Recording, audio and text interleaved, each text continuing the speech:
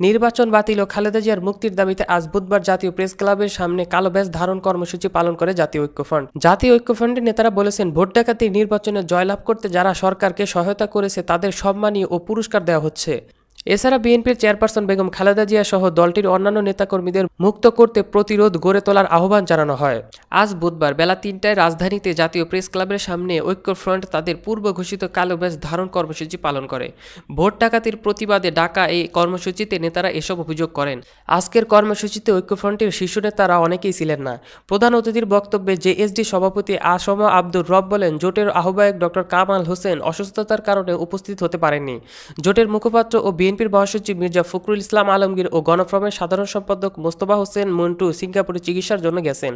এছাড়া নাগরিক ঐক্যের আহ্বায়ক দেশের বাইরে কৃষক জনতা শ্রমিক লীগের সভাপতি কাদের সিদ্দিক পারিবারিক কারণে আসতে পারেননি। ৩০শে ডিসেম্বর নির্বাচন না হয়ে নাটক হয়েছে উল্লেখ করে রব বললেন, ৩০ তারিখ আইন শৃঙ্খলা রক্ষাকারী বাহিনীর কিছু লোক প্রশাসনের একটি অংশ মিলে যে ডাকাতি করেছে এখন তার উৎসব করা হচ্ছে।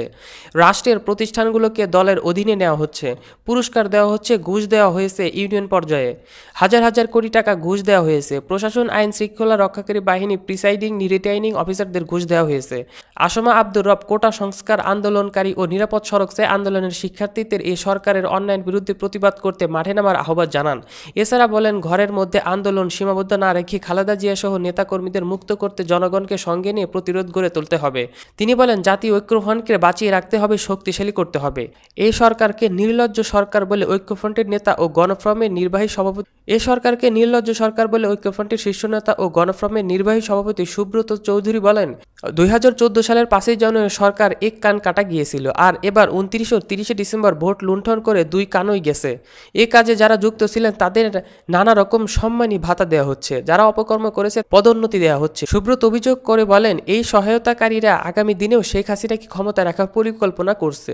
ঐক্যফ্রন্টের সমন্বয় কমিটির সদস্য আব্দুস সালাম তিনি বলেন জোরালো আন্দোলনের পক্ষে, তবে ঐক্যফ্রন্ট শান্তিপূর্ণ আন্দোলন করতে চায়। এছাড়া খালেদা জিয়ার মুক্তির জন্য কর্মসূচি ঘোষণা করা উচিত বলে তিনি মনে করেন।